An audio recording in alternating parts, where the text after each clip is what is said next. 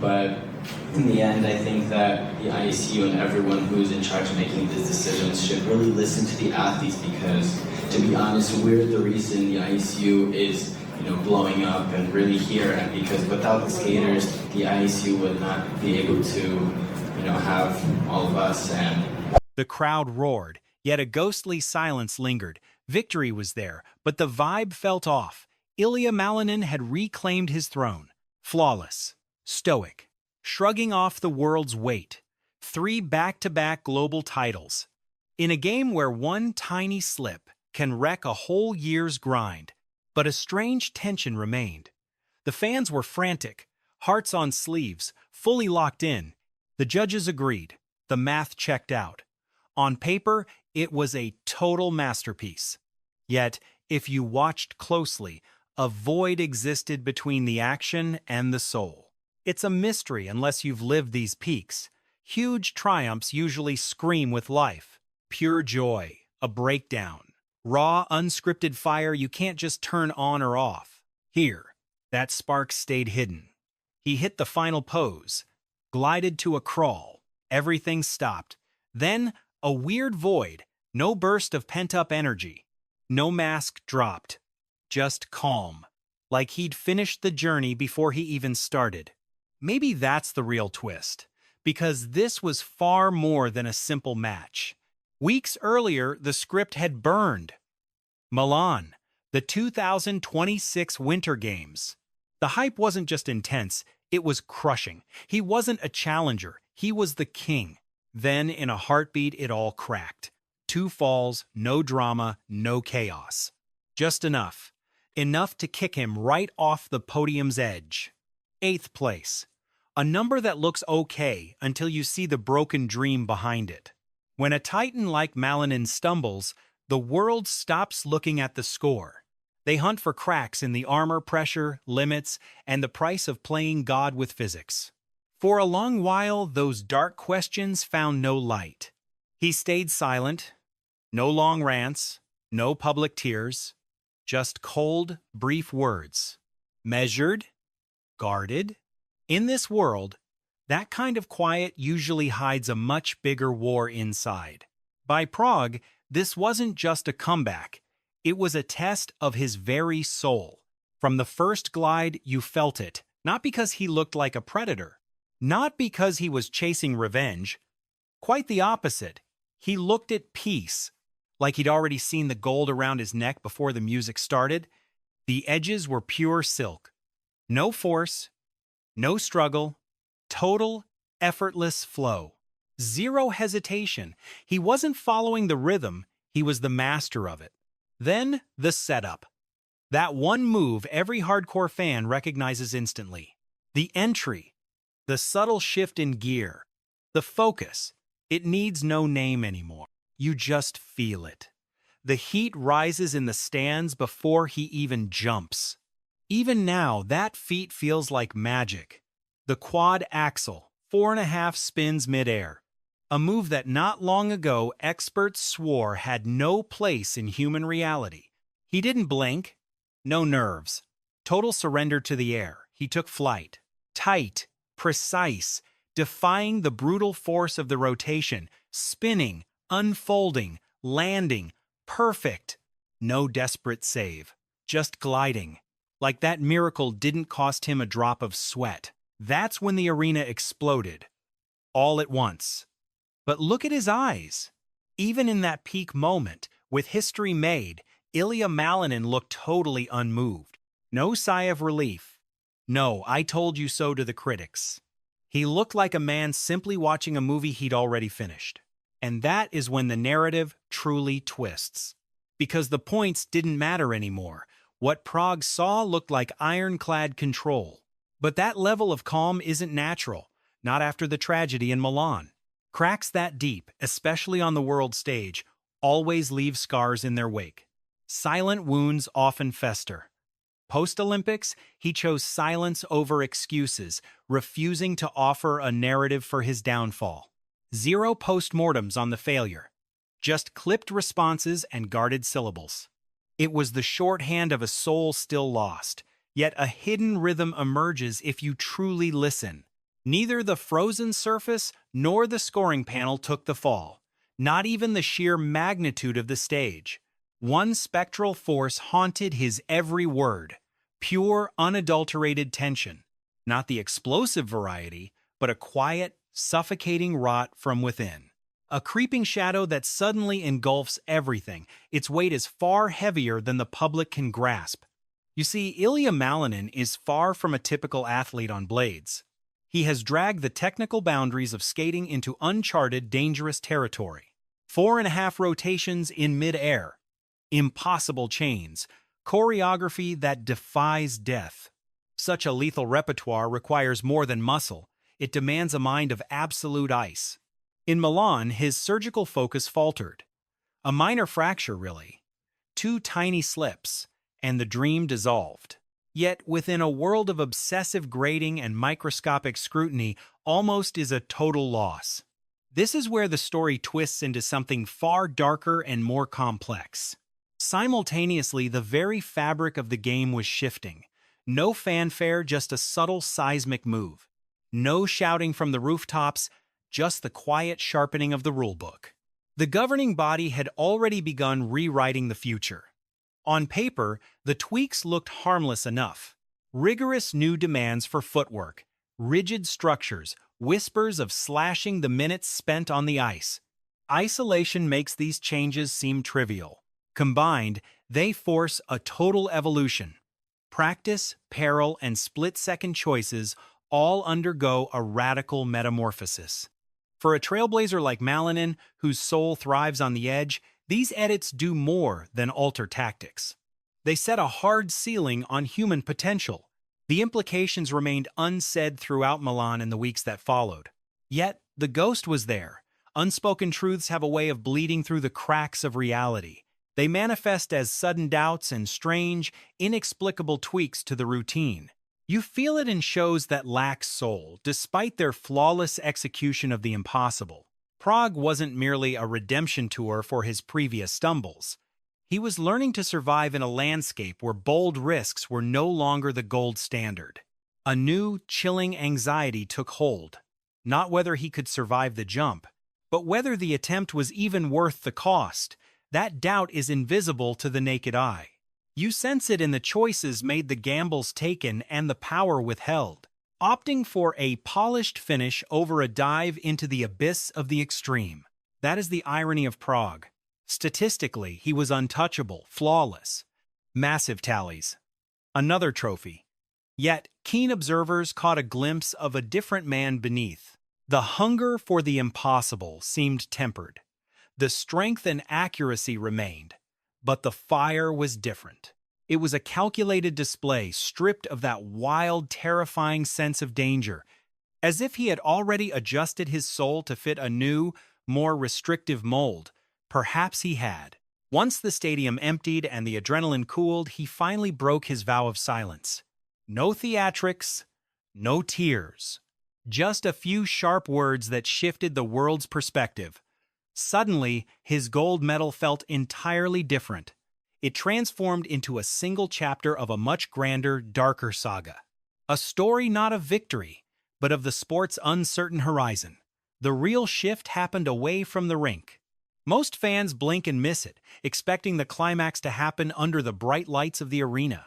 They look for a crash or a miraculous recovery. But this revolution was born in the shadows, long after the music stopped. Once the gold was presented and the crowd's roar faded into a thoughtful silence. A media room, harsh lights, microphones in a row. Routine questions at first. He sat down with a cold, unshakable poise. Not exhausted or shaken, just composed with a focus found only after internalizing everything. Then the dialogue began in that same predictable, tired way they always do. About the craft, about finally finding redemption, about the feeling of returning from Milan. Standard, entirely expected. His answers were brief and controlled. Then the entire conversation suddenly shifted. No immediate tension, just a query about the sport's future direction and rules. Technical tweaks for upcoming seasons. On paper, it sounded like dry, bureaucratic nonsense. Most fans ignore it, but for the athletes, this is where everything changes. For the first time that night, his very tone underwent a subtle shift. Not louder, not hostile, just more direct. He didn't hesitate or try to reframe the point. He didn't soften it. He said these rule changes don't elevate the sport. They degrade it. Technically and for fans, he spoke of figure skating's true core purpose. Not just technical execution, but the balance of lethal risk and artistic expression. He made it clear.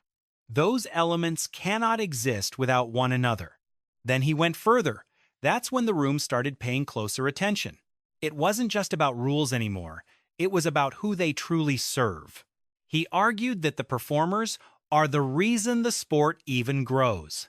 Without them, nothing remains. No audience, no legacy to build upon. In a space of measured answers, that statement did not go unnoticed. There was no immediate outcry, no interruption, no visible heat. But the atmosphere shifted slightly.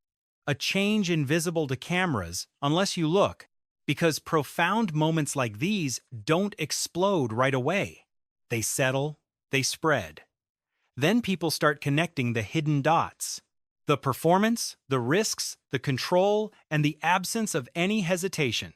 Suddenly, Malinin in Prague didn't just look dominant, it looked entirely calculated. Not pushing to the edge, but deciding exactly where the edge should be. This prompts a different question. If a risk taker starts adjusting, then the entire environment is changing too. Subtly, not obvious at first, but enough to influence the choices being made. Enough to mold performances, enough to make something feel fundamentally different. Even if things look perfect, you cannot watch the program the same way. Now, it's not just about what he did, but the why behind it. And what comes next? At first, it sounded like just another opinion. Athletes disagree with governing rules all the time. Timing made it different, along with the identity of the person speaking. This came from the skater who just seized full control again. A champion's words carry a different kind of weight after a victory.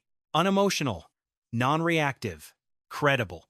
And the more you process it, the harder it is to ignore. The shifts being analyzed aren't happening in a vacuum. A clear trajectory emerges. Abbreviated sets, rigid frameworks, and unforgiving judgments. At a glance, this looks like progress, a push for streamlined efficiency. While promising uniformity, these tweaks actually reshape the craft and its rewards. When errors carry higher stakes, bravery fades, shorter clocks force different complexities. Slowly, with no grand announcement, the ceiling of possibility begins to sink. It is a subtle decline, coaxing athletes toward safer, predictable routines. Polished sets replace wild energy, scrubbing away the chaos, and that gets messy. This discipline has always thrived on the edge of order and mayhem. Iconic legacies are usually forged in those terrifying seconds near total failure. Authenticity lives in the gamble, the dangerous choices that define the spectacle. The sport simply evolves into a hollower version of itself. Highly controlled, utterly mechanical, and for the true fans, far less electric. He was gesturing toward that very horizon, though with a veiled hand. He never claimed a crisis, yet the warning signal was unmistakable. The realization rippled through the ranks in hushed, varied tones. While many stay silent, a convergence of worry implies a foundational shift. This line of thought leads our focus back toward Prague. That display wasn't merely dominance. It sat between two conflicting eras. One world embraced the reckless leap. The next may stifle that hunger. Every rotation and calculated move takes on a new gravity now. Perhaps Malinin wasn't just flaunting his talent for the sake of it. He was capturing a lightning moment while the storm still allowed it. This isn't just a peak, but a quiet, unconfirmed metamorphosis taking shape. Once the wheels of such fundamental change turn, they rarely reverse. They grind forward until you wake to find the landscape unrecognizable. Pinpointing the exact second the soul vanished becomes an impossible task. Or perhaps the genesis of that decline is right here before us. Within that flawless showing lay a hidden truth not yet fully revealed.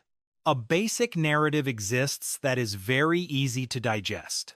He fell, he returned, and he conquered.